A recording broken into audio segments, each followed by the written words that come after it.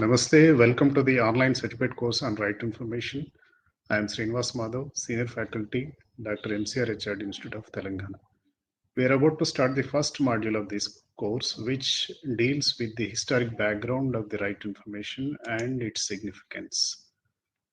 In 2016, about 193 countries have agreed to achieve 17 Sustainable Development Goals by the year 2030. There are 17 goals, 169 targets, and more than 300 indicators. Target 16.10, which attempts to ensure public access to information, and indicator 16.10.2, which indicates the number of countries that adopted right to information legislation so far. There is an interesting ranking list compiled by Center for Law and Democracy and Access Info Europe. They make an attempt to rank the 128 countries which have already enacted these laws according to their strengths. So India got 7th rank out of these 128 countries. So it can be mostly intellectuals agree that Indian RTI is one of the strong RTI legislations in the world.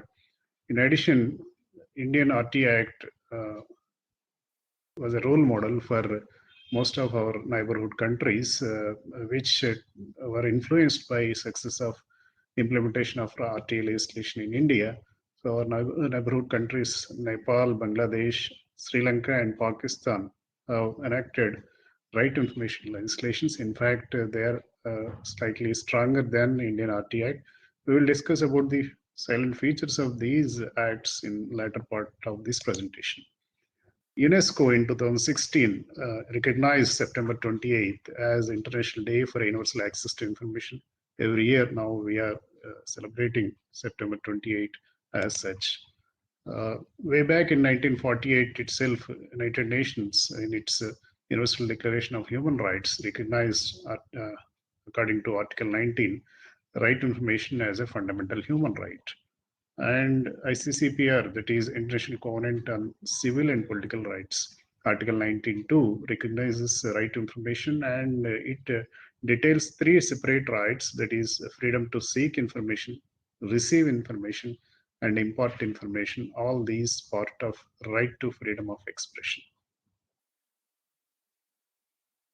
Coming back to Indian Constitution, our Constitution, Article 19.1a, guarantees freedom of expression, freedom of speech and expression.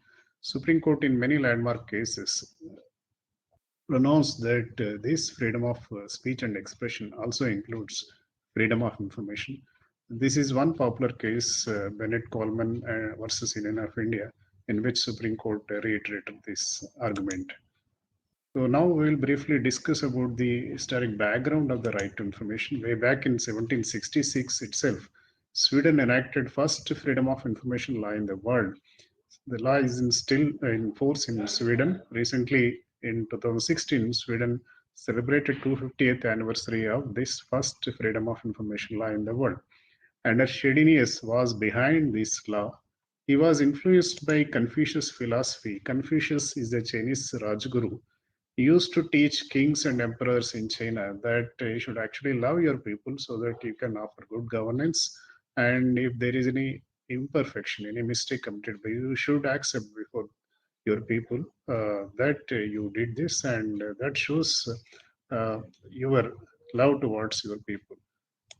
So this argument, this philosophy was propagated in Sweden by Anders Chydenius. Swedish administration at that point of time was convinced by his teachings, and Sweden enacted the first freedom of information law in the world in 1766. Second generation was started in 1966 by America. John Moss, the senator at that time, was behind enactment of this freedom of information law in 1966. He is still considered to be a national hero as far as the enactment of Freedom of Information Act is concerned. He made some sacrifices. In fact, he sacrificed his career for enactment of this act in 1966. So this is a brief chronology of FOI laws in the world.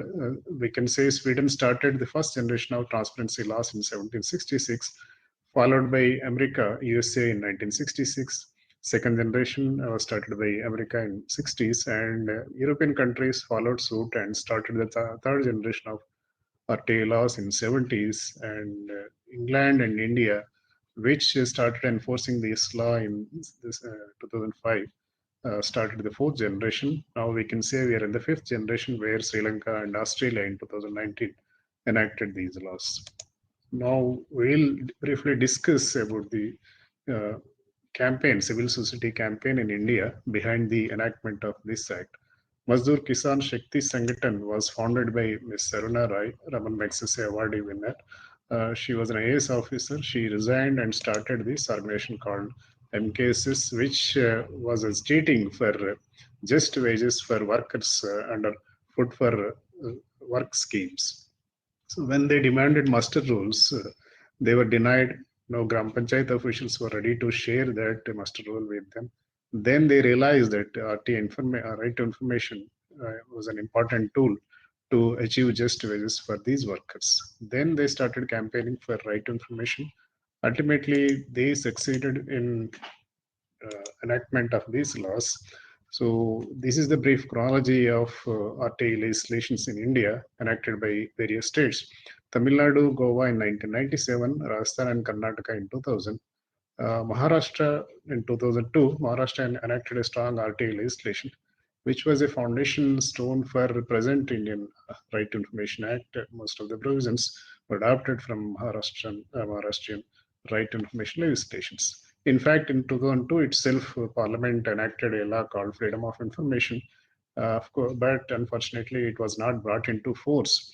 Meanwhile, there was a change in power in government of India, and the government which came into power in 2004 wanted to enact a new legislation instead of strengthening the earlier legislation. So they repealed Freedom of Information Act, and they enacted a new law called Right to Information Act in 2005. So this is the brief chronology. In 2004, the bill was introduced in Lok Sabha and it was passed in 2005 by Parliament. 15th June 2005 was the date of legislation. That means some of the provisions came into force on 15th June 2005, and remaining provisions came into force after 120 days, that is 12th October 2005. So we can say we influenced our neighbors, particularly neighborhood countries. Indian RT Act was a role model for these laws. So we'll briefly discuss about these laws. Nepal enacted in 2007.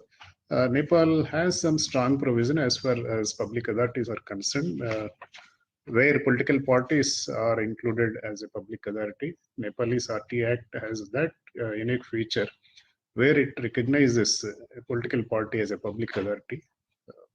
And Bangladesh too enacted in 2009 and followed by Sri Lanka.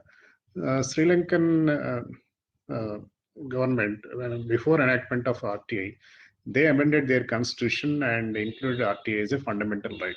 So in Sri Lanka, right to information is now a fundamental right. In that way, it is slightly stronger than our Indian RT Act. So with this, we conclude this session. We briefly discussed about the historic background of the right to information and its significance. So we will again meet in second module where we discuss some of the silent features of RT Act. Thank you.